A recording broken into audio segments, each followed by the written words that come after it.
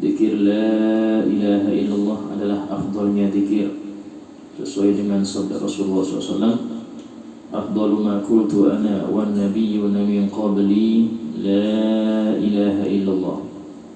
Paling afdalnya ucapan yang aku ucapkan dan yang diucapkan oleh para nabi-nabi sebelum aku adalah ucapan la ilaha illallah, yang itu menandakan akan tauhid. Tauhid yaitu wahdaniyah, satu daripada 20 sifat wajib bagi Allah. Yang mana sebagian orang mungkin bertanya, mengapa identik tauhid itu dengan wahdaniyah, sementara sifat Allah ini ada 20? Karena kan wahdaniyah inilah yang berisi seluruh daripada sifat-sifat Allah yang lainnya. Sehingga di dalam kitab Sifat 20 karangan Al-Habib Utsman bin Yahya Mufti Betawi, yang sering dibaca oleh para ulama-ulama Kalsel biasanya, itu wahidun fi dzatihi wa sifatihi wa af'alihi. Itu yang dimaksud dengan wahdaniyah. Allah esa di dalam zatnya, dalam seluruh sifatnya dan seluruh af'alnya. Sehingga kalau lafaz la ilaha illallah ini masuk ke jiwa, otomatis kita mengesakan Allah Ta'ala di dalam seluruh daripada sifat-sifat yang lain. Karena itulah identik ketuhanan yang Maha Esa dari sifat wahdaniyah. Kalau seorang itu mengetahui la ilaha illallah, maka dia tidak menunjukkan atau meyakini ada af'al selain Allah. Jadi itu menunjukkan seluruh kejadian di bumi ini, mau senang, mau sedih, mau taat, mau maksiat, iman atau kafirnya seseorang, itu semua adalah min af'alillah. Sehingga yang demikian, maka tidak ada i'tirad kepada Allah, tidak ada mengkritik seseorang kerja keras tapi seret, yang fulan enggak kerja tapi lancar, dan mengkritik. Kenapa? Semua fi'lun min af'alillah. Sehingga kita hanya berharap kepada Allah di dalam keluasan kita, kenyamanan kita, keamanan kita. Ini masuk kepada ayat Al-Quran, Allahus Somad. Allah sajalah tempat kita bergantung, jangan bergantung kepada selain Allah. Alhamdulillah, melanjutkan kita kepada pembahasan Kitabul Azkar, masih kepada bacaan-bacaan iftitah yang pernah dibaca oleh Nabi Muhammad Sallallahu Alaihi Wasallam. Yang diketahui bahwasanya setiap doa Nabi, ya, baik itu yang ditetapkan dalam Al-Quran, doa-doa para Nabi, atau yang dalam hadis-hadisnya, semua syarat akan ilmu akidah, ilmu keyakinan. Istilahnya sekarang itu ilmu hakikat. Ilmu hakikat itu yang adalah yang dibaca oleh para nabi-nabi dalam doanya. Sehingga rugi kalau kita ini berdoa tapi tidak ngerti maksud. Karena Rasulullah SAW menyisipkan di dalam setiap doa itu ada akidah. Dan itu harus kita yakini. Ya, nggak cuman kita berdoa tapi kita yakini bahwasanya oh ini doa mengandung ini. Melanjutkan kepada pembahasan kita Adhkar. Kalau musannif Al-Imam Yahya bin Syaraf An-Nawawi rahimahullah ta'ala, wa nafa'ana bih wa bi'ulumihi fid darin amin, sampai kita kepada bacaan iftitah, Allahumma antal malik, ya Allah engkaulah satu-satunya raja.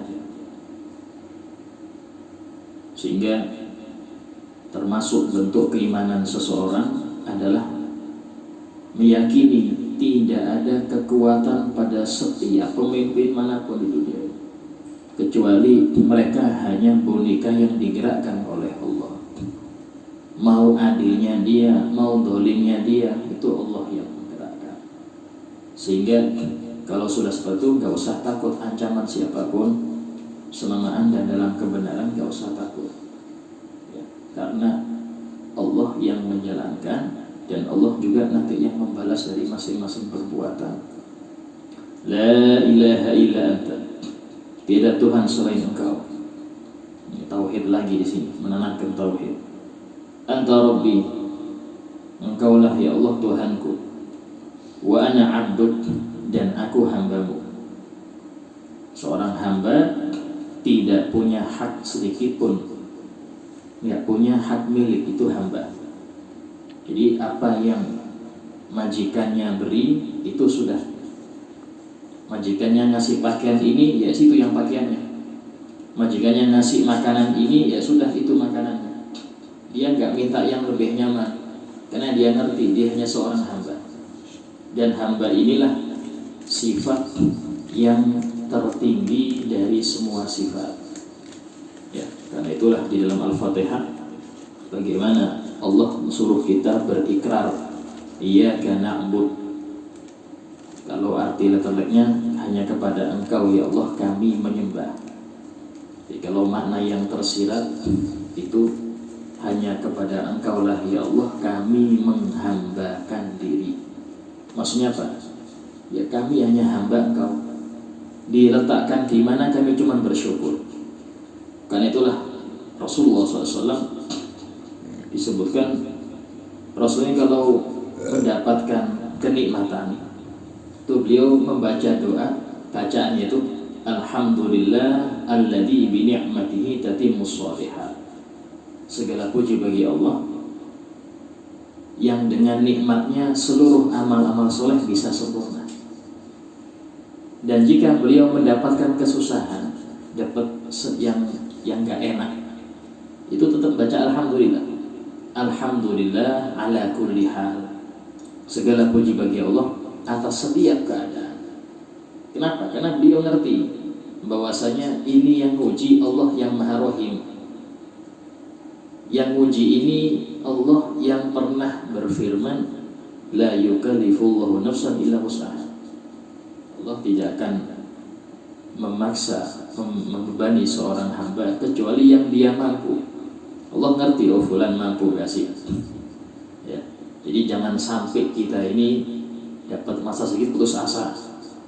Nah, tanda putus asa itu jika kita lari kepada selain Allah. Lapor ke makhluk ini, lapor ke sini, lapor ke situ. Nah, ini seakan-akan dia menganggap Allah tidak bisa bantu dia. Nah, sehingga sifat seorang hamba tetap kembalinya itu kepada Allah. Inna lillahi wa inna ilaihi raji'un. Dan sifat hamba inilah yang Rasulullah bangga dengan sifat ini. Sehingga di antara bentuk sholawat itu, Allahumma sholli ala sayyidina Muhammadin abdika wa rasulika nabiyil ummi. Ya Allah, berilah sholawat kepada hambamu dan rasulmu. Kenapa kok dilakukan sifat hamba? Karena sifat itulah yang Rasulullah suka. Suatu kali pernah Jibril alaihissalam mengatakan, ya Muhammad, Allah memberi engkau pilihan menjadi seorang nabi plus raja, kayak Nabi Sulaiman, Nabi Daud. Apa nabi plus hamba? Nabi sekalian hamba. Maka Jibril itu beliau mengisyaratkan tawadu engkau. Isyaratnya tawadu. Maka Rasul mengatakan, bal abdan nabiyah. Aku lebih memilih seorang hamba yang nabi. Ya, karena itulah sifat hamba ini itu untuk nabi pujian. Bahkan untuk kita pun pujian. Tapi hamba siapa dulu? Sehingga dalam Al-Quran sering walamma qama Abdullah yad'u. Dan ketika hamba Allah itu bangun malam berdoa, siapa hamba di sini? Nabi Muhammad SAW. Kenapa? Karena memang bangga, disebut hamba Allah ini bangga.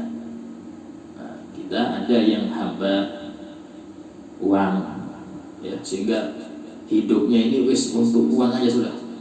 Ada yang hamba jabatan, apapun dia kerahkan untuk jabatan.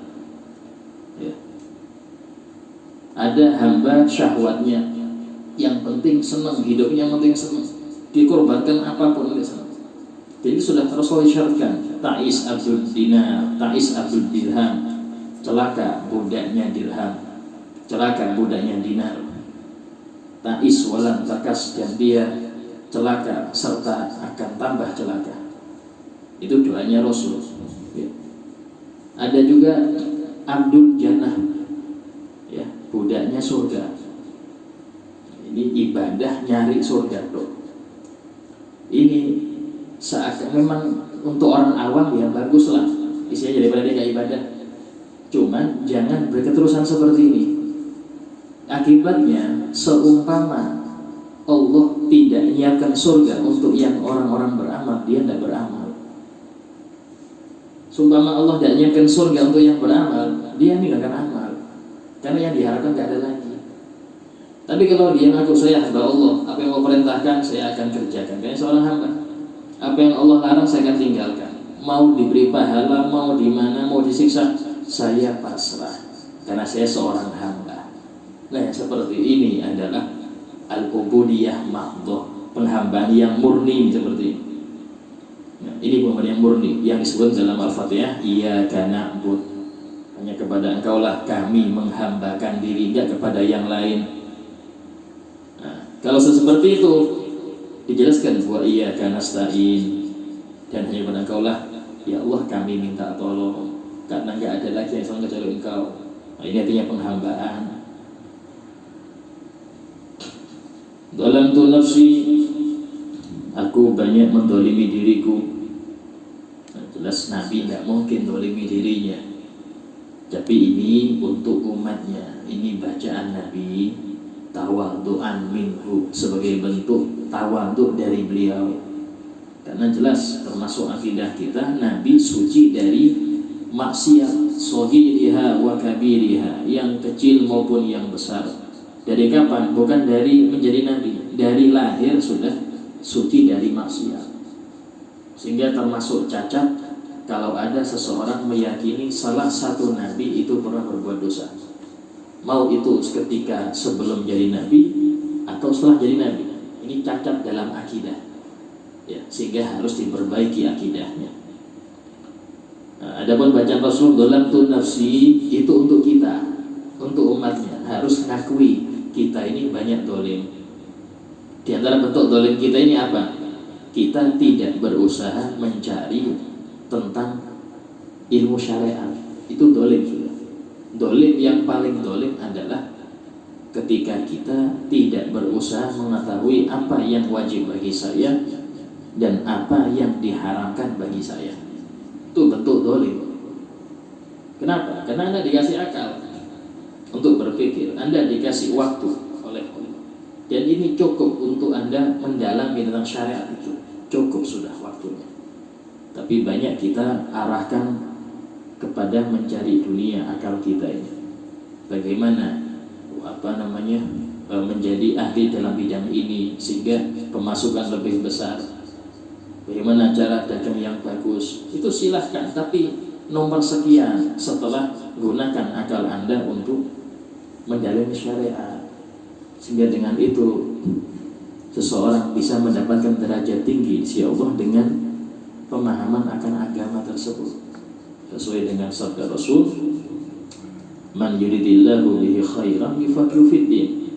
Seseorang yang Allah inginkan orang ini jadi orang baik, maka Allah akan memahamkan dia akan agama. Jadi beruntung, ya, beruntung orang-orang yang didekatkan oleh Allah dengan majelis ilmu, senang kumpul dengan ulama, senang bertanya akan hal ihwal agama. Ini beruntung. Tanda berarti orang ini Allah hendaki dengan kebaikan. Kalau dibalik, naudzubillah, ini malah menjauh majelis, ya, gak senang kumpul ulama, bahkan gak senang ulamanya, ini repot. Sudah tidak pernah kumpul, gak senang lagi. Yang seperti ini, naudzubillah, khawatir masuk kategori orang-orang yang Allah hendaki jadi orang yang tidak baik dunia akhirat. Wa qaraftu bidambi, dan aku mengakui dengan dosaku. Ya, jelas ini tadi lisan Nabi Muhammad, bacaan Nabi Muhammad, tapi yang dimaksud kita umatnya. Ya, jangan sampai kita pikir, oh berarti Nabi juga ada dosa. Nah, ya hasya wa kalla, tidak mungkin, mustahil Nabi punya dosa. Faghfir li dunubi jami'a, maka ampunilah untukku seluruh dosa-dosaku. Maka ampunilah untukku seluruh dosa-dosaku. Jadi di sini Rasulullah memberitahu bahwasanya sebelum kita minta ampun kepada Allah, maka ikrarlah, ya, ngakulah akan dosamu, ngakui dulu. Dan ngaku dosa itu termasuk nikmat dari Allah. Berapa banyak orang istighfar tapi hatinya nggak merasa salah. Saya nggak ada dosa apa, tapi istighfar aja. Ini nggak boleh. Akui dosa. Caranya ya apa? Kenali dosa itu. Sehingga di antara ucapan Rasulullah, ta'allamtu syarra la li syarr. Aku mempelajari macam-macam dosa bukan untuk berbuat dosa itu, tapi litawaki anha, agar kemudian menjauh. Dan umat terjadi, aku akan istighfar. Yang paling banyak macam-macam dosa yang disebut oleh Imam Abdullah bin Husain bin Thahir radhiyallahu anhu dalam kitabnya Sulamut Taufiq, itu yang paling banyak maksiat hati, paling banyak. Ya, di maksiat lisan aja itu ada 11, yang dari lidah itu 11-12. Bahkan Imam Ghazali dalam bihaqnya nyampe 19 maksiat lisan saja itu. Belum mata, belum telinga, belum perut. Perut ini urusan makanan, pekerjaan, ini semua urusan perut. Nah, tapi kalau sudah hati ini paling banyak dan paling jarang orang ngerti urusan ini. Dia anggap dosa itu ya yang dikerjakan, tidak pernah merasa oh hati ini berarti bisa maksiat ya. Tidak, cara hanya orang-orang yang senang hadir majelis yang ngerti hati ini bisa maksiat. Bahkan maksiatnya hati itu dihitung per detik. Kalau kita melihat yang haram, melihat selesai. Kita nggak lihat lagi, selesai, dosa nggak jalan. Itu sudah hati, ini lanjut Pak. Sama dengan ibadah hati juga itu. Ibadah hati ini juga hitungannya per detik. Kalau sholat mungkin 5 menit selesai, maka ketulisnya 5 menit aja. Tapi kalau sudah hati yang ibadah, ya, ibadah batin istilahnya. Nah ini lain lagi. Kita tidur pun ditulis pahala. Sehingga masuk dalam sabda Rasul, naumul alim khairun min ibadatil jahil. Tidurnya orang alim yang mengerti tentang ibadah batin itu lebih baik daripada ibadahnya orang jahil, ibadahnya orang yang nggak ngerti. Ya pasti cara ibadah batin nggak paham dia. Sehingga dalam suatu hadis Rasul bersabda, rakaatan minaz zahid, 2 rakaat dari orang yang hatinya zuhud. Hatinya ini gak senang dunia, hatinya zuhud. Itu khairun min ibadatis saqalain, lebih utama daripada ibadahnya jin dan manusia. 2 rakaat saja. Tapi dari hati yang zahid, hati yang zahid. Ya. Zahid ini bukan sifat harta ya. Nah, bukan sifat harta. Hati ini sifat apa? Zuhud ini sifat hati, bukan sifat harta. Ada kalanya orang kaya betul tapi hatinya zuhud, banyak. Ada orang yang gak punya apa-apa tapi hatinya tamak, rakus, cinta dunia. Ini ada. Jadi gak bisa dilihat secara zahir. Yang mengerti adalah yang pernah mencicipi ilmu ini, sehingga dia bisa mengukur diri sendiri dan gak pernah mengukur orang lain. Sehingga tidak boleh ada orang, oh ini nggak zuhud ini, entah dari mana ada zuhud, ini urusan hati. Nggak bisa dinilai dengan materi yang dia punya, tidak. Fa innahu la yaghfiru dzunuba illa anta. Karena sungguhnya tidak ada yang mengampuni dosa kecuali Engkau. Tidak ada yang bisa mengampuni dosa kecuali Engkau. Ini hakikat. Ya. Semua doa Nabi itu hakikat. Jadi kalau nyari hakikat itu nggak perlu repot-repot. Di Quran itu hakikat. Yang sering dibaca di talqin itu Al jannatu hak. Haknya apa? Hakikat. Surga itu ada, memang benar. Ya, wal mautu hak, wal naru hak. Sebutkan semuanya. Ya, itu hak wa soal munkar nakir hak. Pertanyaan munkar nakir itu benar adanya. Itu hakikat. Wa naimul kubur hak. Nikmat kubur itu ada memang. Itu. Sehingga kalau seperti itu, orang kalau sudah mengerti hakikat, maka hidupnya ini tidak ada sedikit pun makruh ataupun maksiat. Kalau mengerti hakikat. Ketika dia ada orang berbuat dosa, dia ngerti ini sudah ke neraka ya. Kalau nggak cepat-cepat dia tobat, meninggal di waktu itu bisa berbahaya. Nah, itu hakikat. Jadi jangan nggak ada hakikat itu menjadikan orang nggak sholat, nggak ada. Justru hakikat itu menjadikan orang tambah takut kepada Allah. Sesuai dengan firman Allah, innama yakhsyallaha min ibadihil ulama. Sesungguhnya yang benar-benar takut kepada Allah dari hamba-hambanya adalah ulama. Siapa ulama? Orang yang ngerti, yaitu orang alim dalam syariat, thariqah dan hakikat. Itu ulama yang benar-benar. Ya, kalau cuman hafal-hafal banyak, tapi perbuatannya nggak sesuai dengan apa yang dia ketahui, nah ini nggak masuk kategori ulama tadi. Sehingga kategori ulama masuk dalam khosyah. Di zaman tabi'in, para ulama mengatakan kami menilai ibadah seorang itu bukan dari banyaknya sholat atau seringnya puasa Senin Kemis, tidak, tapi dalam apa? Dalam hal bagaimana dia menjauhi maksiat, dalam hal bagaimana dia memilih apa yang masuk ke perutnya, menjaga bagaimana lisannya itu. Dalam hal itu yang dianggap ibadah. Bukan dalam hal ini khotbahnya itu yang keberapa. Intinya di bagaimana dia dalam syariat Allah. Ini intinya di situ. Banyak orang, masya Allah, kalau sudah urusan baca Quran bagus, sholat sunnah masya Allah, tapi satu hari gak maksiat jarang orang bisa. Satu hari aja gak maksiat sulit. Sehingga memang kita dianjurkan sebelum tidur itu untuk muhasabah, introspeksi diri sebelum tidur. Jadi mulai bangun tidur sampai sekarang ini maksiat apa saja saya melihat, haram berapa kali, ucapan-ucapan yang gak benar, ghibah, ini dihitung ya, dihitung. Sehingga harus bertobat sebelum tidur. Anggap tidur ini tidur terakhir Anda. Sehingga kalau Anda tuh tidak tobat sampai besok, khawatir suul khotimah tidurnya nanti. Sehingga tobat dari itu dan berjanji besok harus ada yang dikurangi. Kalau bisa nggak ada lagi maksiat. Ya. Nah, ini menjadikan Anda setiap hari lebih baik dari yang kemarin. Sehingga introspeksi ini harus ada. Minimal tadi sebelum tidur cek apa yang kita ucapkan, apa yang kita lihat, banyak nganggurnya apa enggak. Nganggur di sini nggak ibadah ya. Nah, banyak maksiatnya apa enggak, dicek. Nah, sehingga besok harus lebih baik. Nah, ini diantara ciri-ciri hamba yang bersyukur. Wahdini li ahsanil akhlaq la yahdi li ahsaniha illa anta. Wahdini ya Allah, berilah aku petunjuk li ahsanil akhlaq, kepada akhlak-akhlak yang terpuji. La yahdi li ahsaniha illa anta. Tidak ada yang mengarahkan, tidak ada yang beri petunjuk kepada akhlak terpuji kecuali Engkau.